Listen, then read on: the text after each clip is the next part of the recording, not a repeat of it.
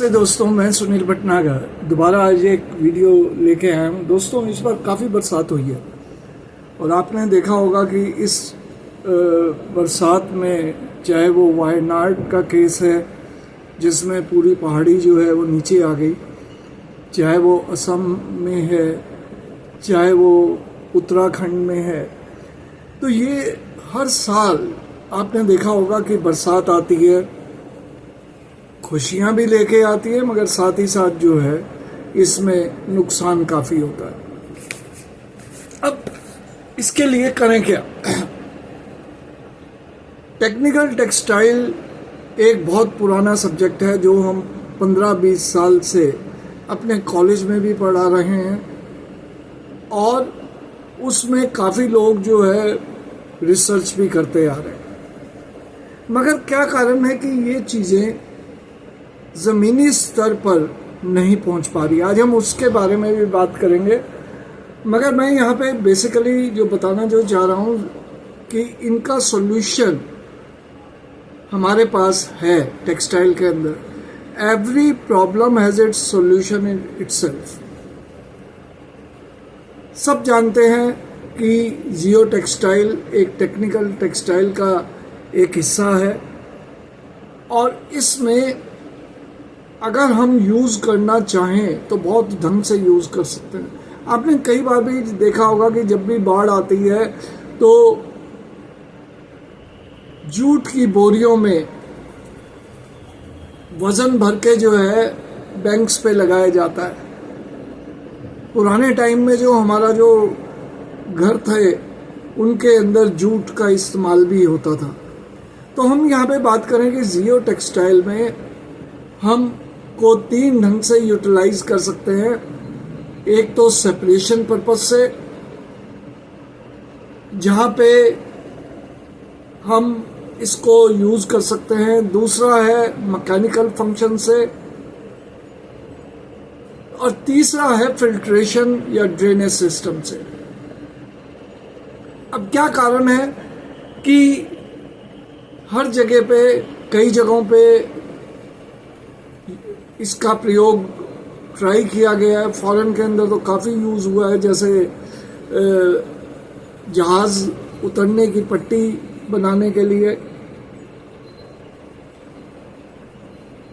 इसको सड़कों के अंदर भी प्रयोग किया गया। मगर एक चीज़ शायद हम भूल गए कि एज ए टेक्सटाइल इंजीनियर अगर हम सक्सेस होना चाहते हैं तो हमें सिविल इंजीनियर्स की मदद करनी पड़ेगी, क्योंकि यहाँ पे जो स्पेशलाइजेशन की जब हम बात करते हैं तो 2 ब्रांचेस, सैंडविच ब्रांचेस होना ये बहुत ज़रूरी है। और मेरा मानना यही है कि सिविल टेक्सटाइल के साथ मिलकर अगर काम करे,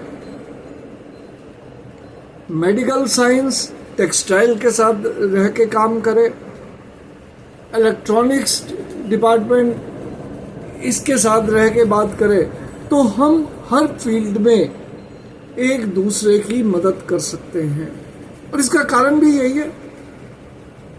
बोले जी टेक्निकल टेक्सटाइल इसलिए फेल हो जाता है या लोग उसकी कॉस्ट ज़्यादा कहते हैं कि जी बहुत कॉस्टली है या ये जो है, क्योंकि कारण ये है कि हम सही प्रकार का जो फैब्रिक जियो टेक्सटाइल में यूज़ करना चाहिए उस जगह वो हम नहीं कर पाते।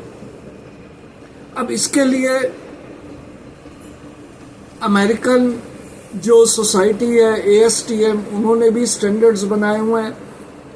और मेरा मानना यह है कि अगर हम जियो टेक्सटाइल का एप्लीकेशन देखना चाहते हैं तो जियो टेक्सटाइल के अंदर Swiss association of Jio textiles, इनके स्टैंडर्ड्स का प्रयोग कर सकते हैं। तो इन बाढ़ की विभीषिका या पहाड़ों से मलबा गिर के काफ़ी जगहों को लील जाना, या उत्तराखंड में कई ऐसे एरियाज, चमोली के एरियाज जो कि अब दरकने लगे हैं पहाड़ों में, तो हमें जियो टेक्सटाइल का प्रयोग सही करना चाहिए और सरकार को भी इसका संज्ञान लेना चाहिए कि हम किस प्रकार से एक ग्रुप बनाएं और जिसमें सिविल इंजीनियर्स भी हों, टेक्सटाइल इंजीनियर्स भी हों, और मिलजुल के हम इस प्रकार की चीज़ों को अवॉइड कर सकें। थैंक यू फ्रेंड्स, आशा है ये आपको टॉपिक अच्छा लगा होगा और ये मेरे विचार हैं जो मैं आपके साथ अपने वीडियो चैनल में डिस्कस कर लेता हूँ। आपको ये वीडियो कैसा लगा उसके बारे में बताइएगा, जिससे कि हम इसके बारे में दोबारा चर्चा कर सकें। Thank you friends, have a nice day.